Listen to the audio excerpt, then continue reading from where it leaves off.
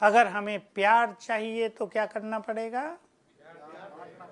और एक गहरी बात बताएं, भगवान से प्यार करना। और बताएं, जो जितना देह से न्यारा वो उतना ही विश्व का प्यारा। बहुत सुंदर बात है, गुह्य बात। ये भी ठीक है कि प्यार देंगे, ये भी ठीक है कि बाबा से बहुत प्यार करेंगे। बीज से जो प्यार करता है उसे सारे कल्प वृक्ष का प्यार प्राप्त होता है। बहुत गहरी बात एक सुनाई आपको। जो संगम युग पर प्रभु प्रेम में मगन होते हैं उन्हें हर जन्म में संबंधों में प्यार मिलता है। संबंधों में टकराव है, बहुत कुछ है ना संबंधों में, सब जानते हैं। उसे यदि हम समाप्त करना चाहते हैं, अब भी किसी के परिवार में अगर ऐसी स्थिति है तो वो स्वयं को देह से न्यारा करने का अभ्यास करें। ये देह से न्यारी स्थिति, इससे वाइब्रेशंस बहुत पावरफुल फैलते हैं। डीप साइलेंस हो जाती है चारों ओर, संसार में डीप साइलेंस हो जाती है। याद होगा आपको, बाबा ने कहा कभी दो बहुत सुंदर महावाक्य कि सवेरे उठकर जब तुम अशरीरी होने का अभ्यास करते हो तो संसार को शांति का दान मिलता है, और जब तुम स्वदर्शन चक्रधारी बनते हो तो संसार को सुखों का दान मिलता है। अब इस गुह्य गति को समझना है। अशरीरीपन से तो शांति का दान मिलेगा ही, हम सब अच्छी तरह जानते हैं, पर स्वदर्शन चक्रधारी होने से खुशी का दान, सुखों का दान, बाबा ने शब्द बोला था खुशी का दान, क्योंकि स्वदर्शन चक्र का अर्थ है पांचों स्वरूपों का अभ्यास करना। हम अपने सतयुगी स्वरूप में जाएंगे, मन आनंदित होगा ना। हम अपने इष्ट देव स्वरूप को याद करेंगे, मन गहरे आनंद में जाएगा। इससे संसार में सुखों के वाइब्रेशंस फैलेंगे। तो सभी इस पर ध्यान दें। न हमें संसार में कुछ चाहिए, न संसार से कुछ चाहिए, दोनों बात ध्यान देंगे। किसी से हमें कुछ चाहिए ही नहीं, जो कुछ मिलेगा सो कहां से? ये तो बात सब जानते हैं, बाबा से मिलेगा। और कहां से मिलेगा? हमें स्वयं में ही स्वयं से सर्व प्राप्तियां करनी हैं। संतुष्टता स्वयं में है, बाहर से कहीं से नहीं। नहीं तो लोग बाबा की भी शिकायत करते हैं या नहीं? आप में से कोई करता हो वो सोच ले, भगवान से भी नाराज होते हैं। शिकायत माना नाराजगी। खैर वो अपना है, नाराज होना भी हमारा अधिकार है ना? कन्याएं होती हैं, बाबा से भी नाराज हो जाते हैं हो जाते हैं। एक भाई की बात सुनाऊं, हो सकता है सब हम बैठे हों, मैं ज़्यादा वर्णन नहीं करूँगा। उन्होंने 22 साल से बाबा की सेवाओं में बहुत काम किया है, 22 साल।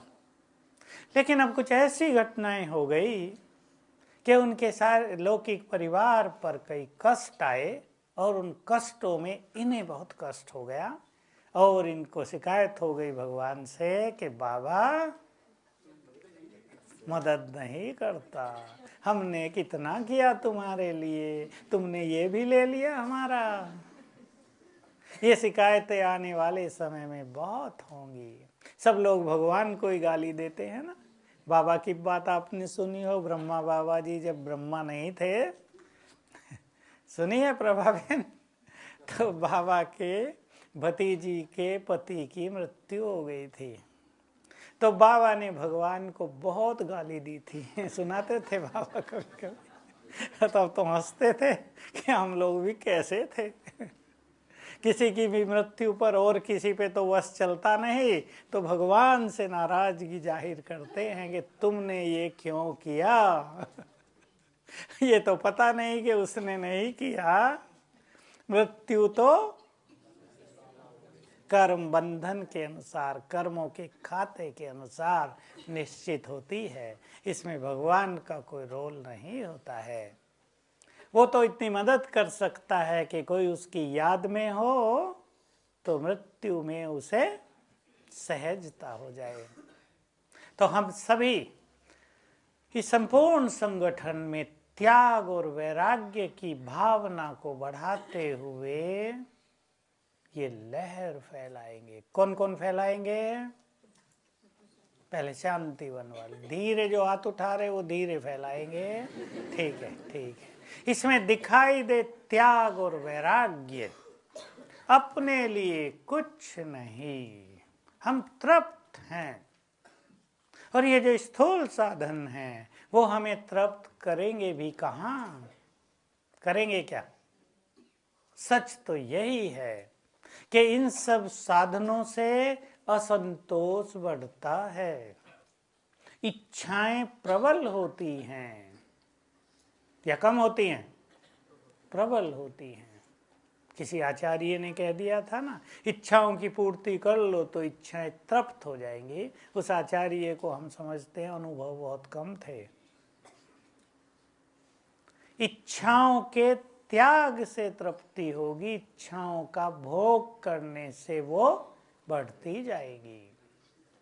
इसलिए हम सभी एक ऐसी लहर फैलाएंगे कि बस एक में सब कुछ समाया हुआ है, जो कुछ लेना है वो उससे मिलेगा। जैसे बाबा मान सम्मान के लिए बहुत सुंदर बात कहते हैं, मैं पहले भी सुनाई है, बहुत अच्छी बात है, सभी इसको अपने में समा लें। बाबा ने कहा, बच्चे तुम मनुष्यों से मान लेकर क्या करोगे? तुम्हें तो स्वयं भगवान मान दे रहा है। आप ब्रह्मा बाबा के जीवन पर दृष्टि डालो। ब्रह्मा बाबा जब तक थे लोगों ने मान दिया, विरोध ही हुआ, कभी उसमें लिप्त नहीं हुए, उसकी इच्छा नहीं की। सेवा बढ़ी तो भी विरोध। बाबा को गालियां ही मिलती थी, न जाने लोग क्या क्या कहते थे। आपको उन चीज़ों का पता नहीं है, वो बहुत खराब बातें थी, लेकिन बाबा सुनते थे, मुस्कुरा देते थे। और बाबा की बात जो अभी मुरली में आई है, अपने श्रेष्ठ भाग्य का नशा हो तो स्थिति अचल अडोल रहती है। उसको पता था ना, मैं तो पहले नंबर की आत्मा हूं, किसी की गाली से भला मुझे क्या होगा? क्या किसी की गाली उसे विश्व महाराजन बनने से रोक पाएगी? किसी की गाली उसे भगवान का रथ बनने में बाधक होगी? कभी नहीं। बल्कि उन गालियों ने बाबा को और अचल अडोल बनाया। बाबा जैसी तो किसी को सुननी नहीं पड़ी।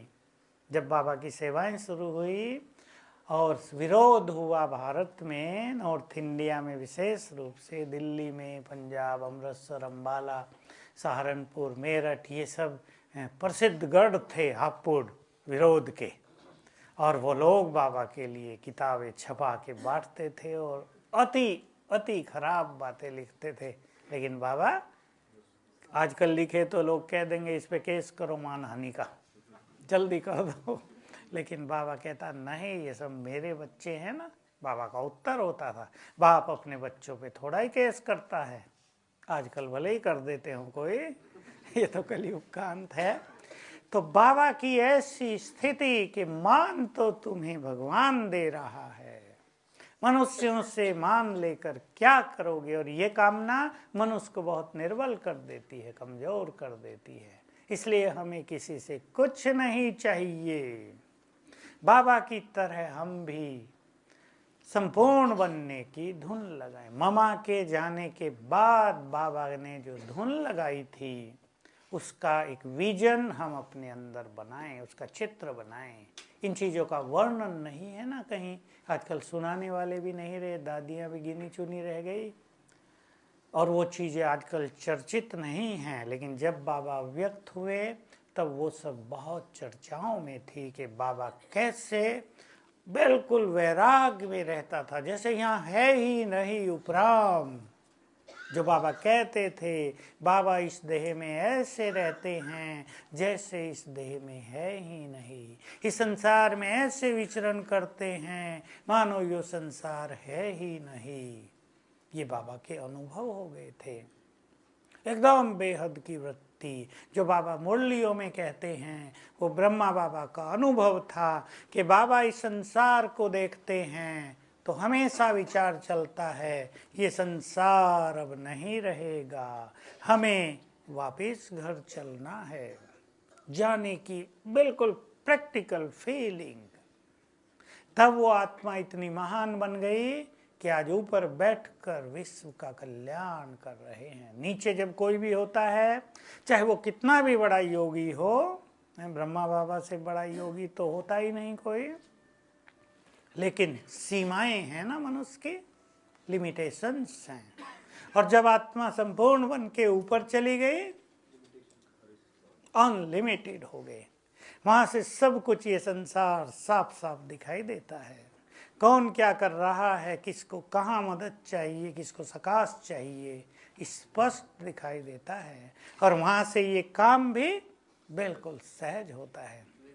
हमारे सामने दीवारें हैं, देखो हॉल में बैठे यहाँ भी दीवारें हैं, वहां कोई दीवार नहीं, सब कुछ सामने है।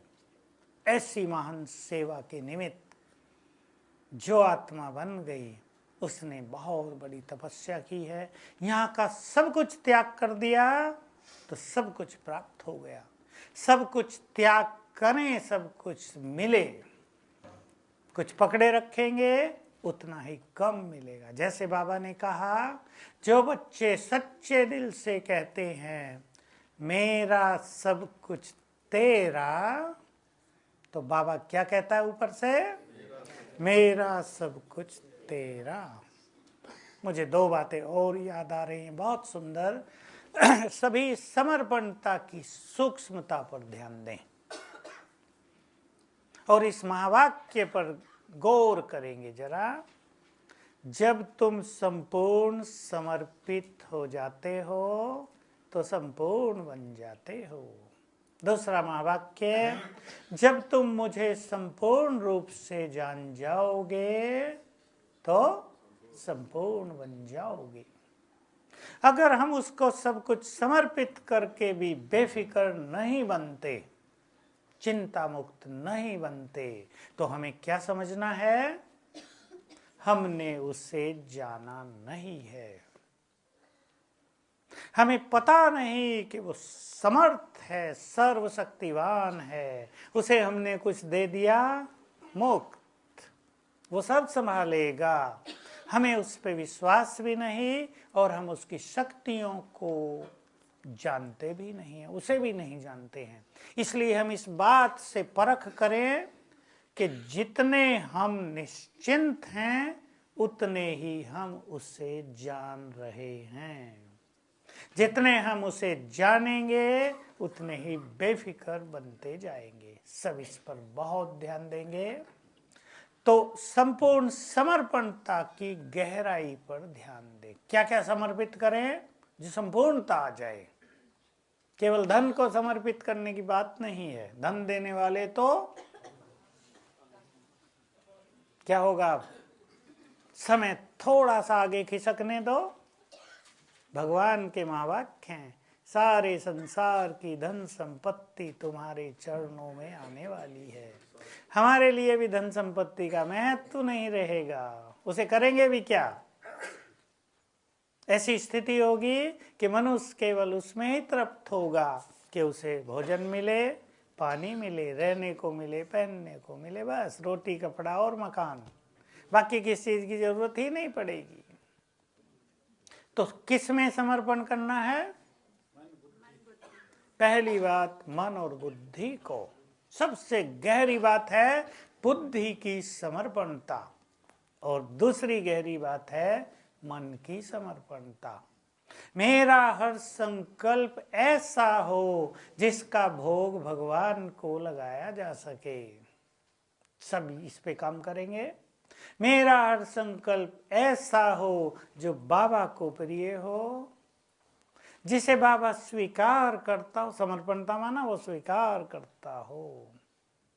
चिंतन करेंगे इस पर और इसको अपनाएंगे। दूसरा, बुद्धि का समर्पण। गुह्य बात है, बुद्धि का अहम बिल्कुल समाप्त हो जाए।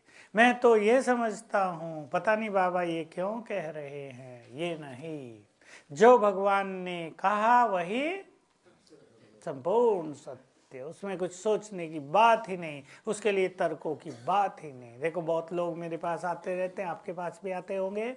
डायनासोर ऐसे थे क्या, ये थे क्या, शास्त्रों में ये लिखा है, ये कैसे बाबा ने कह दिया, और हमारे फलाने सब्जेक्ट में तो ये पढ़ाया जाता है, ये कैसे हो गया।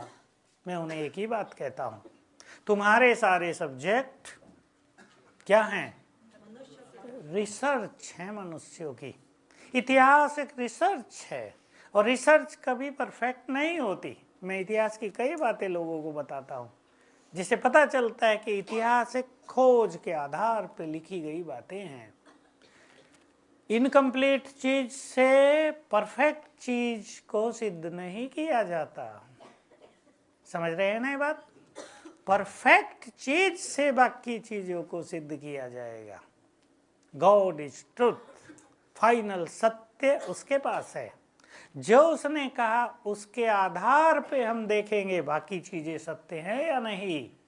जो चीजें दुनिया वालों ने कही उसके आधार पे नहीं आंकेंगे कि भगवान की बात सत्य है या नहीं। ठीक है ना?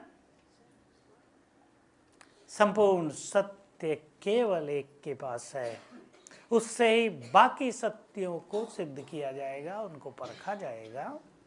तो हम सभी संपूर्ण समर्पणता की ओर चलेंगे। संपूर्ण समर्पण, सब कुछ तेरा। चिंता आई, लो ऊपर। सम्मान मिला, गले में मालाएं पड़ी, बोलो बाबा के गले में डलवा दो तुरंत कि ले लो। किसी ने अपमान किया तो क्या करेंगे? उसको भी ऊपर भेजो, बाबा तक तो पहुंचेगा नहीं, ऊपर भेज दो, फेंक दो ऊपर।